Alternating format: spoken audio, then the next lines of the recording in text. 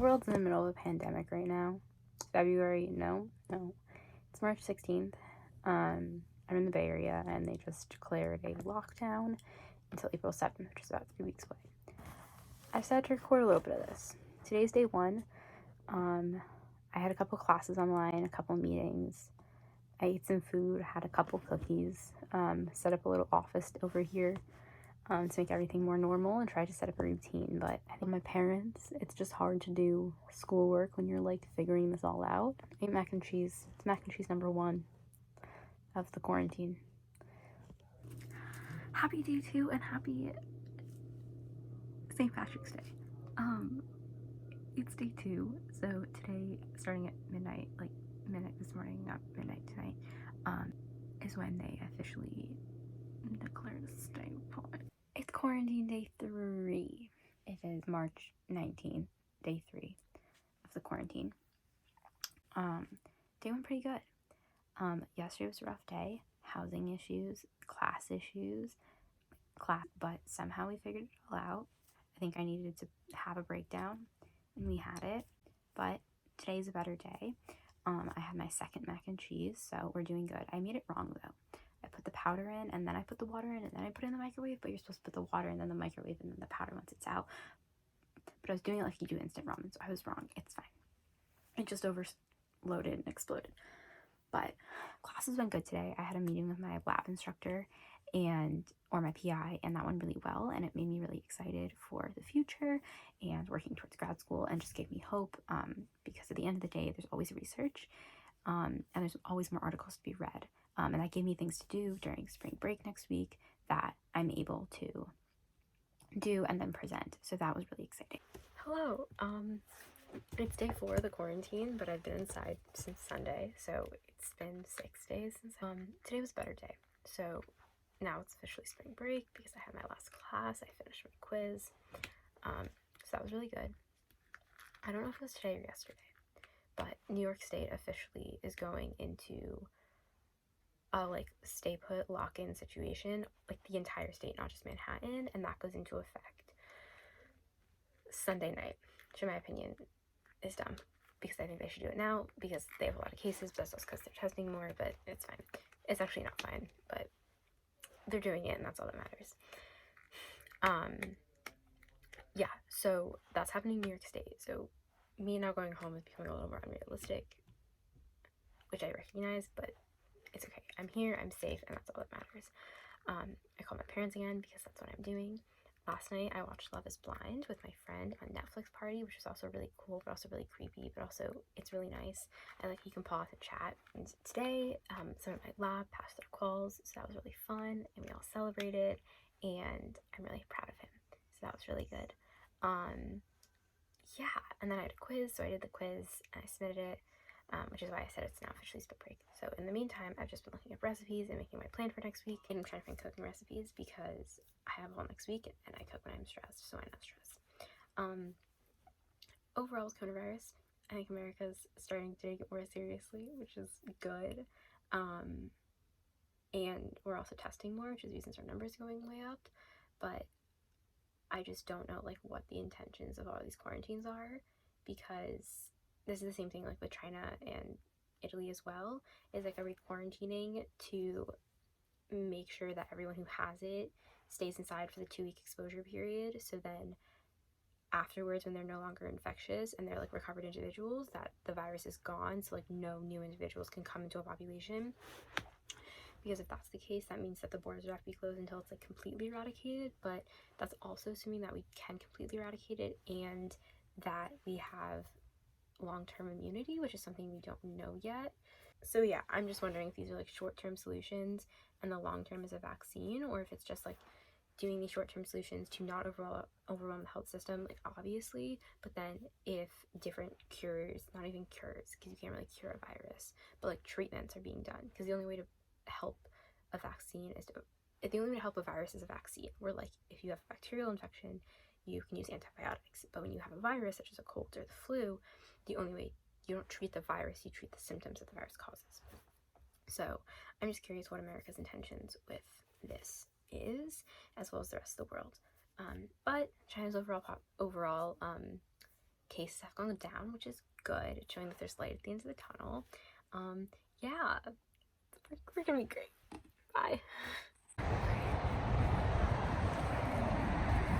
This is so awkward. We're just gonna keep going. My glasses keep fogging.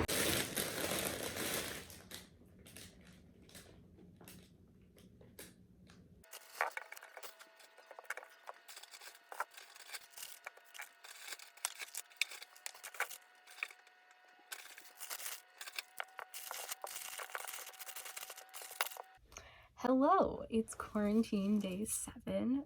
It's Monday. Yeah, so it's quarantine day 7. I've been inside since day 8, but I went on some fun adventures. So last time I spoke was Friday. Officially now on spring break, woohoo, going crazy. What did I do in the meantime? Saturday, I went outside again. No, Friday, I went to get food and then came back. Went to Ike's. It's delicious. No one was in the store. It was great. Saturday, we went to CVS, and that was good. Got the stuff we needed. Then Monday, we stayed in. So both of those days, we would just like play video games. I did work for an hour.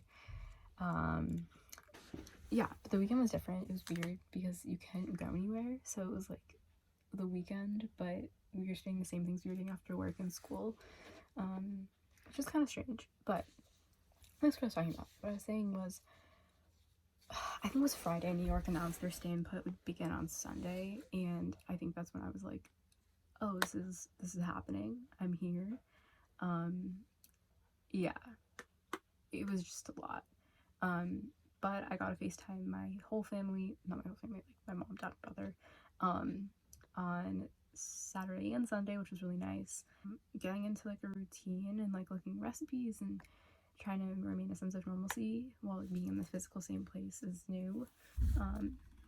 But it's okay, making it work. Then this morning I went to the grocery store because I only have instant ramen and don't have enough calories here.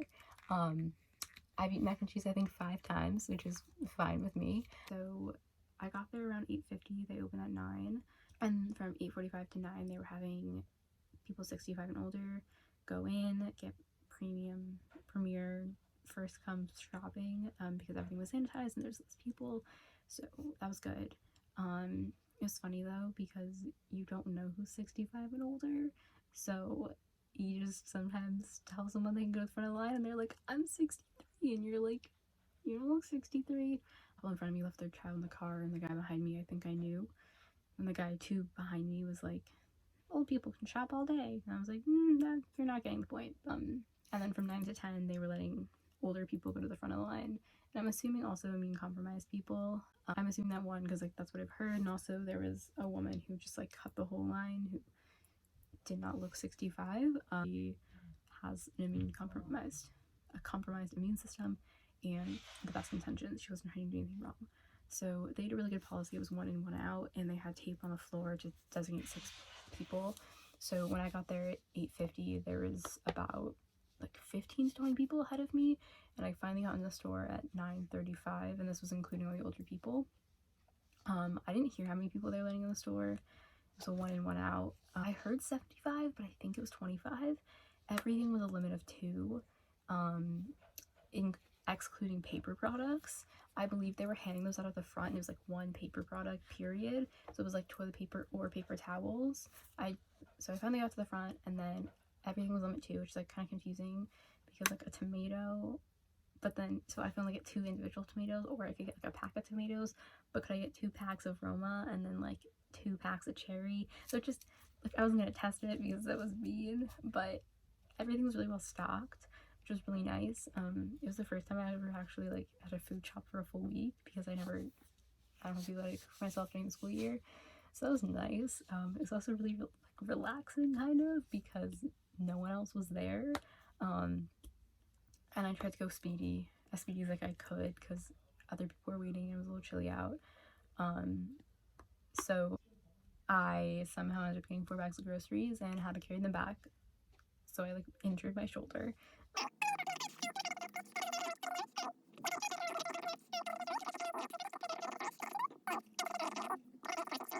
It did a really good job. They were like really on top of it. Everyone was like really polite. It was weird. And it was like once you got inside and you were like grocery shopping, because there was like enough of every product, it was like, oh, like what, why are you freaking out? It was also really interesting because the tomatoes I got, I think it's like San Marzan, and I like went to buy them. The woman's like, oh, these have the wrong label. I was like, what do you mean? She's like, I guess people are just buying them too fast. We like don't have enough time to print Trader Joe's on them. So it's funny because like obviously they're the same product,